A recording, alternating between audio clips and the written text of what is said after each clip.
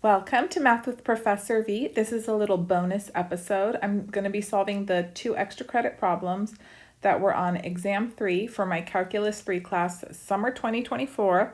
The exam covered multiple integrals, the Jacobian, all sorts of good stuff. If you haven't watched it, it's linked in the description, and there were 2 extra credit problems. The first one is as follows. Let D be the region bounded below by the xy plane, above by the sphere, x squared plus y squared plus z squared equals 49, and on the sides by the cylinder, x squared plus y squared equals 16. Set up the triple integral in cylindrical coordinates that gives the volume of D using the order of integration, and this is the spicy part, drdzdθ. That's not conventional. Usually when we're doing cylindrical, we do dz drdθ. You must also include a labeled 3D graph of the solid. So just to get a rough idea of what's going on, this region is bounded above by a sphere and then on the sides by a cylinder. So we need to figure out where that intersection happens, where the sphere and the cylinder intersect. So I'm going to do that first, and then I'll put together a very accurately and neatly labeled graph of this solid. So let's go ahead and find the intersection. The sphere's equation is x squared plus y squared plus z squared equals 49. And then the cylinder's equation is x squared plus y squared equals 16. So I'm simply going to take x squared plus y squared and replace it with 16 in the sphere's equation. And then that gives me z squared is equal to 33. So they intersect when z is equal to plus or minus square root of 33. I'm only going to use the positive radical because notice, as they said here, D is bounded below by the xy plane. So D is above the xy plane. So I'm only going to use the positive radical. We're only looking at the upper half of this sphere, which is going to intersect the cylinder, x squared plus y squared equals 16, at z equals rad 33. So let's get that graph going, and then we'll talk about how to set up the triple integral. So the sphere's radius is 7. Radius 7. So let's label that. So say this is 7, 7, 7. Here's the top half of the sphere. Okay, maybe that shouldn't be so high. Hold on.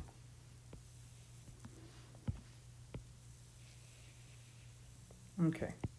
And then it's going to intersect the cylinder, x squared plus y squared equals 16. So this cylinder's radius is 4. So maybe that's about here. Do the cylinder in a different color. Comes up here, comes up here. And then we know this intersection right here happens when z is square root of 33. That's exactly where that is. Lovely. If you want to add a little bit of dimension because it goes all the way around, yes, very good. Now, let's shade in so we can identify clearly what the solid is, whose volume we're trying to find. This is bounded above by the sphere, so the sphere is the upper bound. It lives below the sphere. And then on the sides, it's bounded by the cylinder. Okay, so then the cylinder here is bounding it laterally. You'll see that used as well. Good? Okay, now, since we have to use the order of integration dr dz dθ, the tricky thing is looking at r now in terms of where we are in respect to z, with respect to z. I'll say that again. We have to figure out what the limits are for the radius r based on z. And I've shaded it in such a way that you can hopefully see we're going to need to set up 2 separate integrals. Because when z is between 0 and square root of 33, r is being determined by the cylinder. But when z is between square root of 33 and 7, r is being determined by the sphere. I'm going to write that again for you so you can see. So when z is between 0 and the square root of 33, r is determined by the cylinder. Remember, when trying to figure out the limits for r, just go from the origin outward till you hit the end of your solid in this case. And we're doing the order drdz, so I can also change z. And I want to see, yep, r is still being determined by the cylinder. That's only true up until right here. Past this point now, if z is between square root of 33, and how high does it go? It goes up to 7, then r is being determined by the sphere. Can you see that? How now, from this point to this point, that's what r would be, but that's ending, that's determined by the sphere. Okay, no problem then. Hopefully you can see we got to set up two integrals. We're in the cylindrical coordinate system. So if r is being determined by the cylinder when z is between 0 and rad 33, that's x squared plus y squared equals 16. So that's r squared equals 16, which is r equals 4. And then the sphere's equation is x squared plus y squared plus z squared is 49. That's r squared plus z squared is 49. So since I'm trying to find the limits for r, I need to solve for r in terms of z. So r squared is 49 minus z squared. And again, I'm just going to take the positive radical. So r is square root of 49 minus z squared. So we should be ready to go. Let's set it up. So first integral is going to go 0 to 2 pi. Then my limits for z come next. So 0 to rad 33. And then on that portion of the graph, when z is between 0 and rad 33, r is being determined by the cylinder. So it starts at 0, ends at 4. And then we have r, dr, dz, dθ. Plus, now the second piece goes from 0 to 2 pi. Z goes from rad 33 to 7. And then r starts at 0, ends at the sphere. So it goes from 0 to square root 49 minus z squared. R, dr, dz, dθ. And that's it. Okay. That was one extra credit. It was all or nothing, so their graph had to be labeled and on point and clearly showing the two pieces, where they got the integrals from, etc. And then second extra credit, no partial credit, find the surface area of the part of the sphere, x squared plus y squared plus z squared equals a squared, that lies within the cylinder y squared plus x squared plus y squared equals ax and above the xy plane. You must also include a labeled 2D graph of the integration region. So the integration region is this region here, x squared plus y squared equals ax. That's the base region that we're finding the portion of the sphere's surface area over. So we've got this sphere. We know the formula for surface area of a sphere, but I don't want the surface area of the whole sphere. I only want the part that lies within this cylinder above the xy plane. So this cylinder, hopefully you recognize, this is a circle centered on the x-axis. If that's not clear, let's go ahead, switch it to polar coordinates, but you don't need to complete the square. X squared plus y squared is r squared. A times x in polar is r cosine theta. So this simplifies to r equals a cosine theta. So it's a circle whose center, since it's cosine theta, the center is going to be on the x-axis at a over 2 comma 0. So that's the integration region. I'm going to use this to determine the limits for r and theta for my surface area integral. So let's get that a sine theta going. Beautiful. This is a over 2. This is a. And this is the region that we'll be integrating over. Okay, so in terms of theta, the limits for this region should go from negative pi over 2 to pi over 2. And then the limits for r, remember, just start at the origin, draw a little ray outwards or a line segment, Where it starts is the lower limit, where it stops is the upper limit. It starts at 0 and it stops at the circle, which is a cosine theta. Remember, we simplified it right here. Good. Okay, so we've got all our limits of integration set up. Looks like we're probably going to go polar, right? And then we need to figure out what ds is, because my surface area of the surface, is going to be double integral ds. And ds is determined by the actual surface whose area you're finding. So since I'm integrating over the xy plane, I want to solve for z. Isolate z in terms of x and y. So z squared is a squared minus x squared minus y squared. And this is going to give me z equals, I'm going to choose the positive radical because we're above the xy plane. Very good. Hold on, this is too crooked to even look at. So z is square root a squared minus x squared minus y squared. Good? Okay, so to find ds, remember it's going to be square root of partial of z with respect to x squared plus partial of z with respect to y squared plus 1 dA. So let's go ahead, let's get those partial derivatives first. So partial of z with respect to x, if I take the derivative of a square root quantity and I have to do the chain rule, you just put 2, the original radical, in the denominator, and then you do the chain rule in the numerator. I've shown this shortcut countless times. Derivative with respect to x of a squared minus x squared minus y squared would be negative 2x. And then these 2's cancel. So this is just negative x over radical a squared minus x squared minus y squared. And then similarly, we don't have to sit there and actually do it. Partial with respect to z would be negative y over square root a squared minus x squared minus y squared. Yes?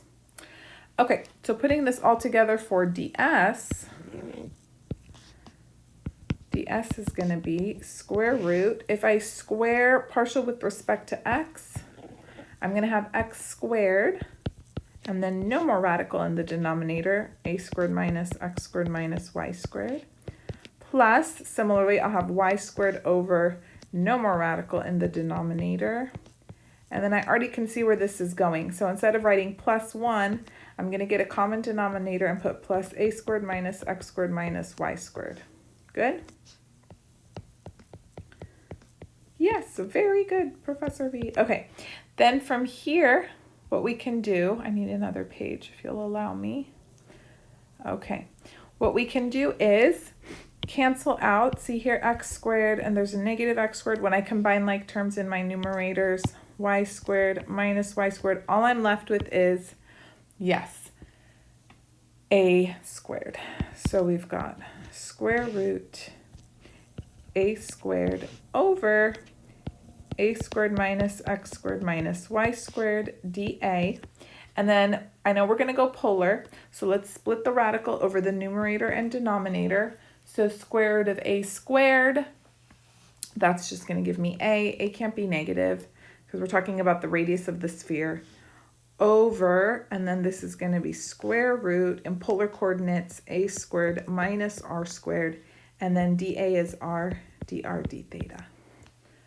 Woohoo! Okay, so now let's put this all together. So the area of the surface, it's going to be double integral from negative pi over 2 to pi over 2, as we determined earlier, 0 to a cosine theta, and then I have a times r over the square root of a squared minus r squared dr d theta. Now, not too many shortcuts you can do.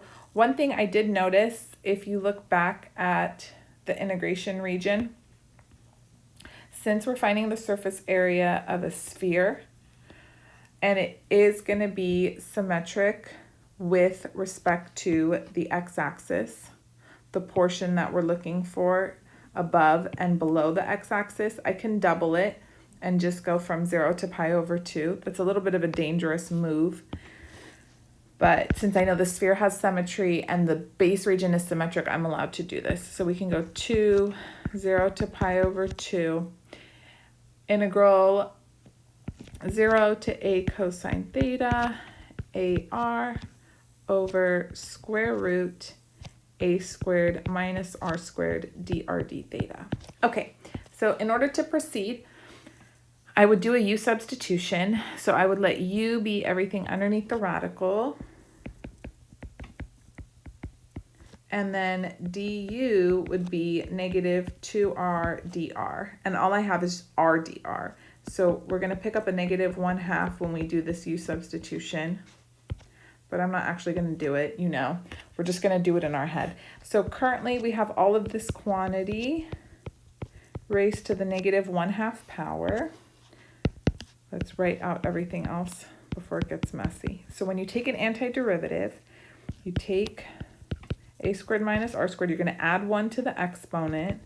You're going to divide by the new exponent.